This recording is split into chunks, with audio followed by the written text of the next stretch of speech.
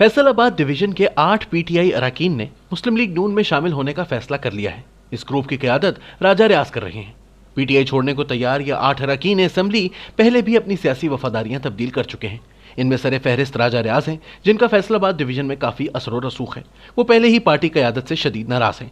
दीगर अरकान असेंबली में नसरुल्लाह घुमन, आसिम नज़ीर, नवाब शेर वसीर, रियाज फतेहाना, खुर्रम शहजाद, गुलाम बीबी भरवाना और गुलाम मोहम्मद लाली शामिल हैं, जिन्हें तहरीक इंसाफ से गद्दारी के बदले मुस्लिम लीग नून का टिकट मिलेगा। ख्याल रहे कि रियाज फतेहाना का शुमार तहरीक इंसाफ के अहम अरकान असेंबली में होता है, जो इन दिनों स्टैंडिंग कमेटी के चेयरमैन भी हैं। रियाज फतेहाना जल्द ही पीटीआई को खैरबाद कह देंगे, जिसके बाद इन्हें नून लीग की क़यादत की जानिब से इलेक्शन 2023 में पार्टी टिकट जारी किया जाएगा।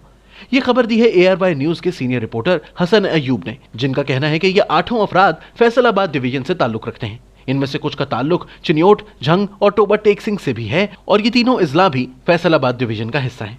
दूसरी जानिब पीटीआई हुकूमत के खिलाफ तहरीक अदम एतमाद पर पीपल्स पार्टी, नून लीग और जमीयत उलमा इस्लाम के दरमियान डेडलॉक बरकरार है।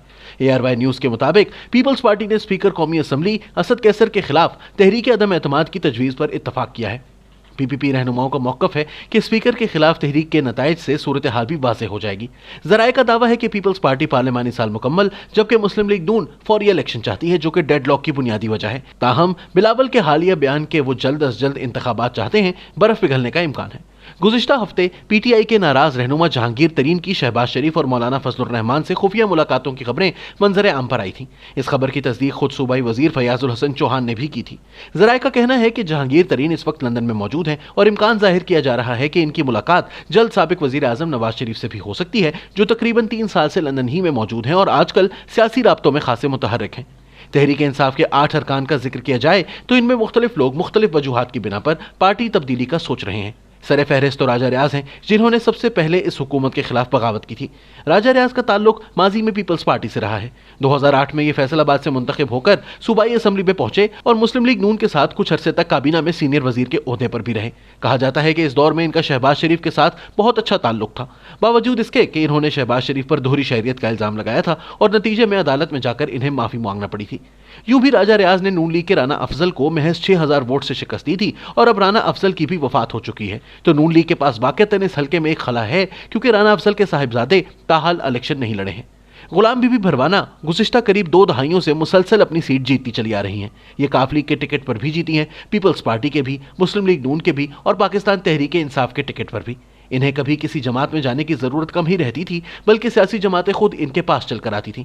ताहम अब सूरत हाल कदरे मुख्तलिफ हो चुकी है, क्योंकि 2018 में हुई हल्का बंदियों के बाद इनका आधा हल्का शहरी इलाकों पर मबनी है और यहाँ से वोट हासिल किए बगैर महज अपने देही इलाकों के वोट इनके लिए शायद नाकाफ़ी साबित हों।